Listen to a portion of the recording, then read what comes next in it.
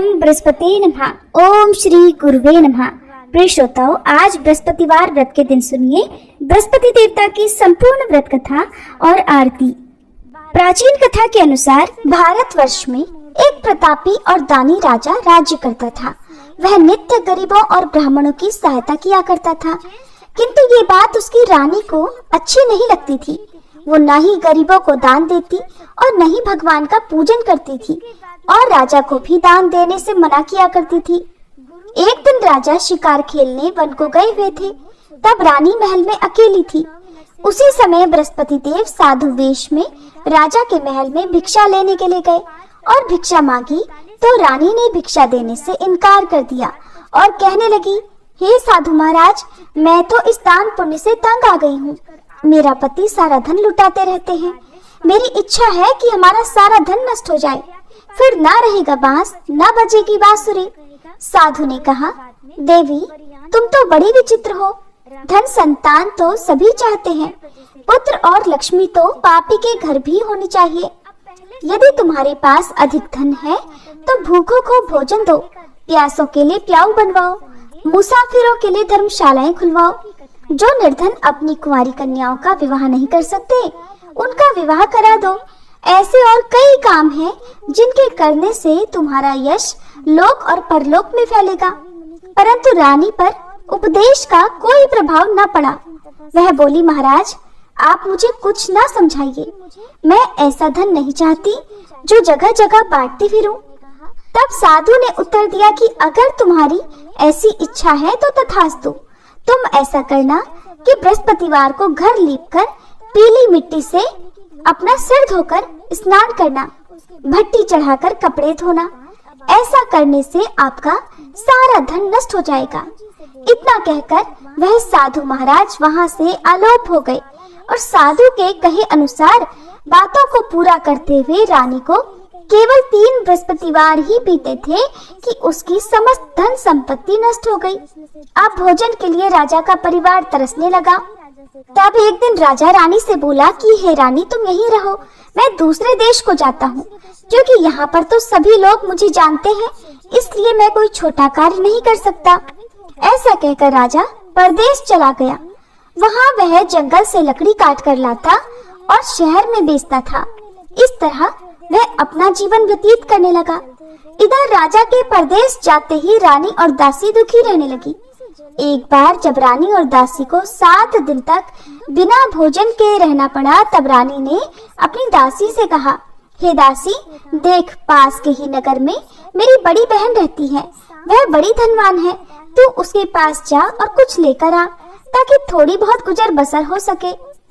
रानी दासी की बहन के पास गई।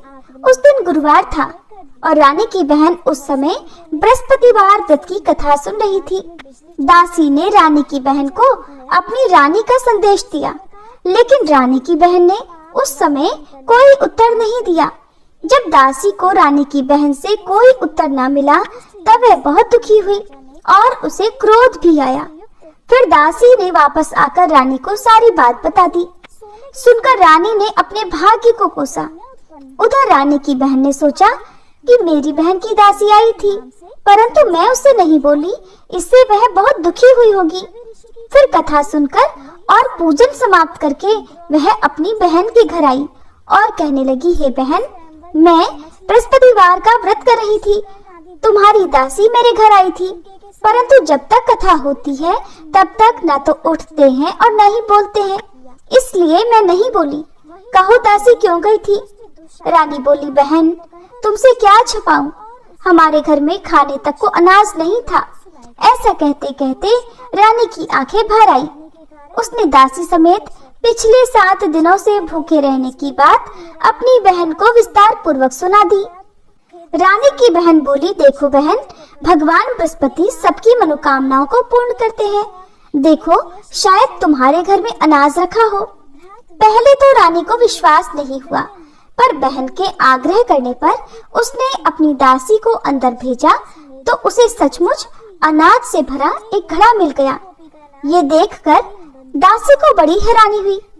दासी रानी से कहने लगी, हे रानी, जब हमको भोजन नहीं मिलता तो हम व्रत ही तो करते हैं, इसलिए क्यों ना इनसे व्रत और कथा की विधि पूछ ली जाए ताकि हम भी व्रत कर सकें। तब रानी ने अपनी बहन से बृहस्पतिवार व्रत के बारे में पूछा। उसकी बहन ने बताया कि बृहस्पतिवार के व्रत में चने की दाल और मुनक्का से श्री विष्णु भगवान का केले की जड़ में पूजन करें तथा दीपक जलाएं, व्रत कथा सुने और पीला भोजन ही करें। इससे बृहस्पति देव प्रसन्न होते हैं और फिर व्रत तथा पूजन विधि बताकर रानी की बहन अपने घर को लौट गई। 7 दिन के बाद जब गुरुवार आया तब रानी और दासी ने व्रत रखा। गुड़साल में जाकर चना और गुड़ लेकर आई, फिर उससे केले की जड़ तथा विष्णु भगवान का पूजन किया। अब पीला भोजन कहाँ से आए? इस बात को लेकर दोनों बहुत दुखी थी, क्योंकि उन्होंने व्रत रखा था, इसलिए बृहस्पति देव उनसे प्रसन्न थे। इसलिए वे एक साधारण व्यक्ति का रूप धारण करके 2 थालों में सुंदर पीला भोजन दासी को दे गए। भोजन पाकर दासी बहुत प्रसन्न हुई। फिर रानी के साथ मिलकर उन दोनों ने भोजन ग्रहण किया। इसके बाद वे सभी गुरुवार को व्रत और पूजन करने लगी। बृहस्पति भगवान की कृपा से उनके पास फिर से धन संपत्ति आ गई, परंतु रानी फिर से पहले की तरह आलस्य करने लगी। ये देखकर दासी बोली, देखो रानी, तुम पहले भी इसी प्रकार आलस्य करती थी। तुम्हें धन रखने में कष्ट होता था, इस कारण सभी धन नष्ट हो गया, और अब जब भगवान बृहस्पति की कृपा से धन मिला है तो फिर तुम्हें आलस्य हो रहा है। रानी को समझाते हुए दासी ने कहा कि देखो रानी, बड़ी मुसीबतों के बाद हमने ये धन पाया है, इसलिए हमें दान पुण्य करना चाहिए, भूखे मनुष्यों को भोजन कराना चाहिए और धन को शुभ कार्यों में खर्च करना चाहिए, जिससे तुम्हारे कुल का यश बढ़ेगा, स्वर्ग की प्राप्ति होगी और पितर प्रसन्न होंगे। दासी की बात मानकर रानी अपना धन शुभ कार्यों में खर्च करने लगी, जिससे पूरे नगर में उसका यश फैलने लगा। उधर एक दिन राजा दुखी होकर जंगल में एक पेड़ के नीचे आसन जमाकर बैठ गया और वह अपनी दशा को याद करके व्याकुल होने लगा। बृहस्पतिवार का दिन था। एकाएक उसने देखा कि निर्जन वन में एक साधु महात्मा प्रकट हुए। वह साधु वेश में स्वयं बृहस्पति देवता ही थे। लकड़हारे के सामने आकर बोले, हे लकड़हारे, इस सुनसान जंगल में तू इतना चिंता मगन क्यों बैठा है?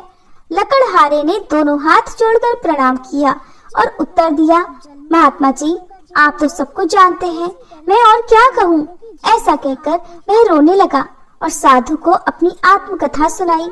महात्मा जी ने कहा कि तुम्हारी पत्नी ने बृहस्पतिवार के दिन बृहस्पति भगवान का निरादर किया है, जिसके कारण रुष्ट होकर उन्होंने तुम्हारी ये दशा कर दी है।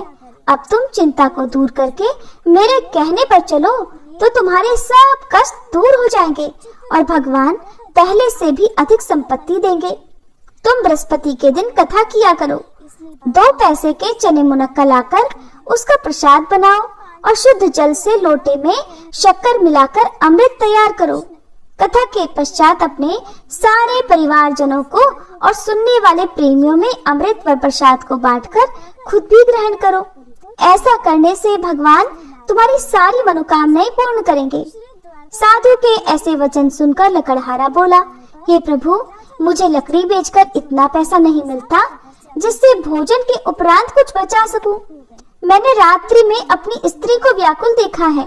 मेरे पास कुछ भी नहीं जिससे मैं उसकी खबर मंगा सकूं, और फिर मैं बृहस्पति देव की क्या कहानी सुनूं?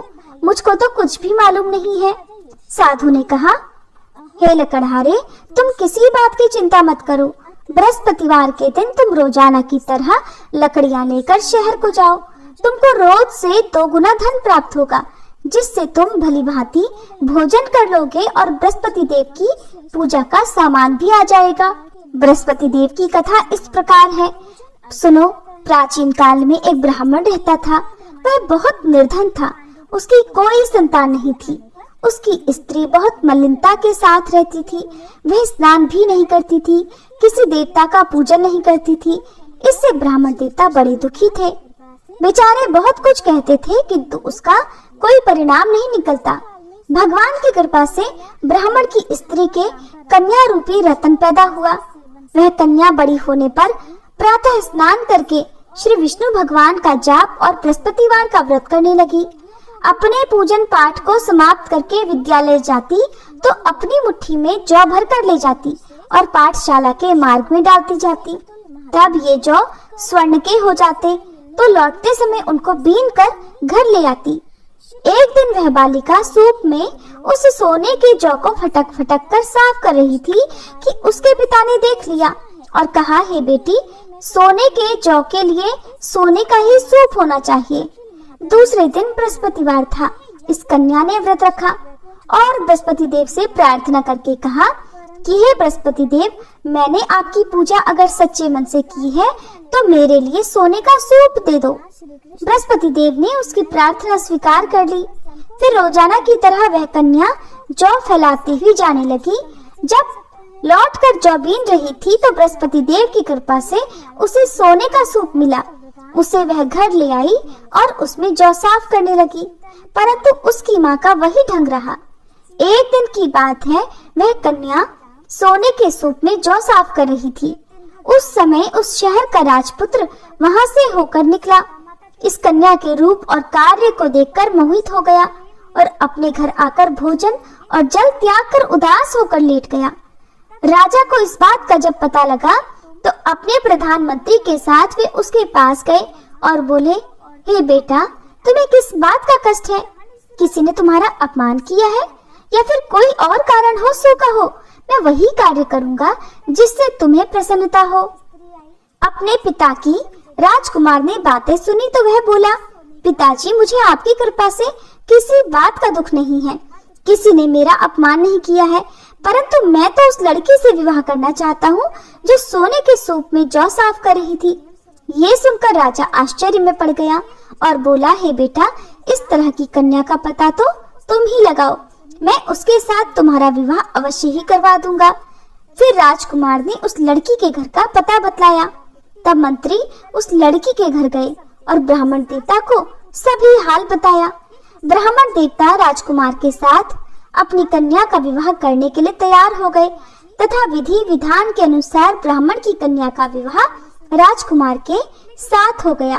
कन्या के घर से जाते ही ब्राह्मण देवता के घर में पहले की तरह गरीबी का निवास हो गया। अब भोजन के लिए भी अन्न बड़ी मुश्किल से मिलता था।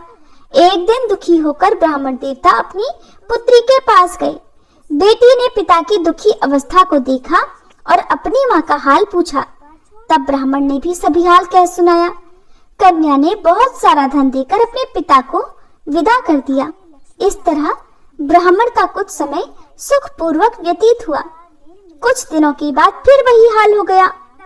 ब्राह्मण फिर से अपनी कन्या के यहाँ गया और सारा हाल कहा तो लड़की बोली, हे पिताजी, आप माताजी को ही यहाँ लिवा लाओ, मैं उन्हें विधि बता दूंगी जिससे उनकी गरीबी दूर हो जाए। वह ब्राह्मण देवता अपनी पत्नी को साथ लेकर पहुँचे तो वह कन्या अपनी माँ को समझाने लगी, हे माँ, तुम प्रातः काल प्रथम स्नान आदि करके विष्णु भगवान का पूजन करो तो सब दरिद्रता दूर हो जाएगी। परंतु उसकी माँ ने एक भी बात नहीं मानी और प्रातः काल उठकर अपनी पुत्री और उसके बच्चों की जूठन को खा लिया। इससे उसकी पुत्री को भी बहुत गुस्सा आया।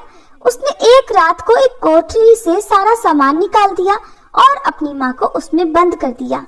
प्रातः उसमें से निकाला तो स्नान आदि करा के पूजा पाठ करवाया। ऐसा करने पर उसकी माँ की बुद्धि ठीक हो गई। इसके बाद वह भी नियम से पूजा पाठ करती और प्रत्येक बृहस्पतिवार को व्रत रखने लगी। इस व्रत के प्रभाव से उसकी माता और पिता बहुत ही धनवान और पुत्रवान हो गए और बृहस्पति देवता के प्रभाव से इस लोक के सुख को भोग कर अंत में स्वर्ग को प्राप्त हुए। इस तरह कहानी कहकर वह साधु देवता वहीं जंगल में अंतर ध्यान हो गए। धीरे धीरे समय व्यतीत होने पर फिर वही बृहस्पतिवार का दिन आया। लकड़हारा जंगल से लकड़ी काटकर किसी शहर में बेचने गया। उसे उस दिन और दिन से अधिक पैसा मिला। राजा ने चना गुड़ आदि लाकर गुरुवार का व्रत किया। उस दिन से उसके सभी क्लेश दूर हुए। परंतु जब दोबारा गुरुवार का दिन आया तो बृहस्पतिवार का व्रत करना भूल गया। इस कारण बृहस्पति भगवान नाराज हो गए। उस दिन जब नगर के राजा ने विशाल यज्ञ का आयोजन किया तब ये घोषणा भी करा दी कि कोई भी मनुष्य अपने घर में भोजन ना बनाए, न आग जलाए। समस्त जनता मेरे यहाँ भोजन करने आए। इस आज्ञा को जो ना मानेगा उसे फांसी की सजा दी जाएगी। इस तरह की घोषणा संपूर्ण नगर में करवा दी गई। राजा की आज्ञा के अनुसार शहर के सभी लोग भोजन करने गए, लेकिन लकड़हारा कुछ देर से पहुंचा, इसलिए राजा उसको साथ अपने घर लेकर गए और ले जाकर भोजन करा रहे थे। तभी रानी की दृष्टि उस खूंटी पर पड़ी जिस पर उसका हार लटका हुआ था। वह वहां पर दिखाई नहीं दिया। रानी ने निश्चय किया कि मेरा हार इस मनुष्य ने ही चुरा लिया है। उसी समय सिपाहियों को बुलाकर उसको कारागार में डलवा दिया। जब लकड़हारा कारागार में पड़ गया और बहुत दुखी होकर विचार करने लगा कि न जाने कौन से पूर्व जन्म के कर्म से मुझे ये दुख प्राप्त हुआ है, और उसी साधु को याद करने लगा जो कि जंगल में मिला था। उसी समय तत्काल बृहस्पति देव साधु के रूप में प्रकट हुए और उसकी दशा को देखकर कहने लगे, अरे मूर्ख, तूने बृहस्पति देव की कथा नहीं करी, इस कारण तुझे दुख प्राप्त हुआ है। अब चिंता मत कर, बृहस्पतिवार के दिन कारागार के दरवाजे पर 4 पैसे पड़े मिलेंगे। उनसे तू बृहस्पति देव की पूजा करना, तेरे सभी कष्ट दूर हो जाएंगे। बृहस्पतिवार के दिन उसे 4 पैसे मिले। लकड़हारे ने कथा कही। उसी रात्रि को बृहस्पति देव ने उस नगर के राजा को स्वप्न में कहा, राजा, तुमने जिस आदमी को कारागार में बंद कर दिया है वह निर्दोष है, वह राजा है, उसे छोड़ देना। रानी का हार उसी खूंटी पर लटका है। अगर तू ऐसा नहीं करेगा तो मैं तेरे राज्य को नष्ट कर दूंगा। इस तरह रात्रि के स्वप्न को देखकर राजा प्रातःकाल उठा और खूंटी पर हार देखकर लकड़हारे को बुलाकर क्षमा मांगी और लकड़हारे को योग्य सुंदर वस्त्र आभूषण देकर विदा कर दिया। बृहस्पति देव की आज्ञा के अनुसार लकड़हारा अपने नगर को चल दिया। राजा जब अपने नगर के निकट पहुंचा तब उसे बड़ा आश्चर्य हुआ। नगर में पहले से अधिक बाग, तालाब, कुएं तथा बहुत सी धर्मशाला, मंदिर आदि बन गए हैं। राजा ने ये देखकर पूछा, ये किसका बाग और धर्मशाला है? तब नगर के सब लोग कहने लगे, ये तो सब रानी और बादी के हैं। तब राजा को बड़ा आश्चर्य हुआ और गुस्सा भी आया। उधर जब रानी ने ये खबर सुनी कि राजा आ रहे हैं, तब उन्होंने दासी से कहा, हे दासी, देख, राजा हमको कितनी बुरी हालत में छोड़ गए थे। हमारी ऐसी हालत देखकर वह लौट न जाए, इसलिए तू दरवाजे पर खड़ी हो जा। आज्ञा के अनुसार दासी दरवाजे पर खड़ी हो गई। राजा आए तो उन्हें अपने साथ लिवा लाई। तब राजा ने क्रोध करके अपनी रानी से पूछा कि ये धन तुम्हें कैसे प्राप्त हुआ है? तब उन्होंने कहा, हमें ये सब धन बृहस्पति देव के इस व्रत के प्रभाव से प्राप्त हुआ है। अब तो राजा ने निश्चय किया कि 7 रोज बाद तो सभी बृहस्पति देव का पूजन करते हैं, परंतु मैं प्रतिदिन दिन में 3 बार कहानी और रोज व्रत किया करूंगा। अब तो हर समय राजा के दुपट्टे में चने की दाल बंधी रहती और दिन में 3 बार कहानी कहते। एक दिन राजा ने विचार किया कि चलो अपनी बहन के यहाँ हो आवे। इस तरह निश्चय करके राजा घोड़े पर सवार होकर अपनी बहन के यहाँ को चलने लगा। मार्ग में उसने देखा कि कुछ आदमी एक मुर्दे को लिए जा रहे हैं। उन्हें रोककर राजा कहने लगा, अरे भाइयों, मेरे बृहस्पति देव की कथा सुन लो। वे बोले, लो, हमारा तो आदमी मर गया है, इसको भी कथा की पड़ी है। परंतु कुछ आदमी बोले, अच्छा कहो, तुम्हारी कथा भी सुनेंगे। राजा ने दाल निकाली और जब कथा आधी हुई थी कि मुर्दा हिलने लग गया, और जब कथा समाप्त हो गई तब राम राम करके मनुष्य उठ खड़ा हुआ। आगे मार्ग में उसे किसान खेत में हल चलाता मिला। तब राजा ने उसे देखकर बोला, अरे भैया, तुम मेरी बृहस्पतिवार की कथा सुन लो।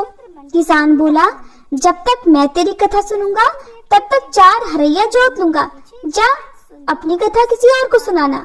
इस तरह राजा आगे चलने लगा। राजा के हटते ही किसान के बैल पछाड़ खाकर गिर गए और किसान के पेट में बड़ी जोर का दर्द होने लगा। उसी समय उसकी माँ रोटी लेकर आई। उसने जब ये देखा तो अपने पुत्र से सब हाल पूछा और बेटे ने सभी हाल कह दिया। तब वह बुढ़िया दौड़ी दौड़ी उस घुड़सवार के पास गई और उससे बोली कि मैं तेरी कथा सुनूंगी, तू अपनी कथा मेरे खेत पर चलकर ही कहना। राजा ने बुढ़िया के खेत पर जाकर कथा कही, जिसके सुनते ही वह बैल उठकर खड़े हो गए तथा किसान के पेट का दर्द भी बंद हो गया। फिर राजा अपनी बहन के घर पहुंचा। बहन ने भाई की खूब मेहमानी की। दूसरे दिन प्रातःकाल राजा जगा तो देखने लगा कि सब लोग भोजन कर रहे हैं। राजा ने अपनी बहन से कहा, बहन, ऐसा कोई मनुष्य है यहाँ जिसने भोजन ना किया हो?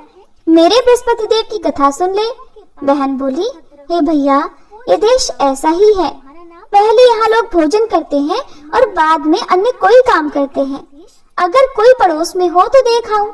ऐसा कहकर वह देखने चली गई, परंतु उसे कोई भी ऐसा व्यक्ति नहीं मिला जिसने भोजन ना किया हो। अंत में वह एक कुम्हार के घर गई जिसका लड़का बीमार था। उसे मालूम हुआ कि उसके यहाँ 3 रोज से किसी ने भी भोजन नहीं किया है।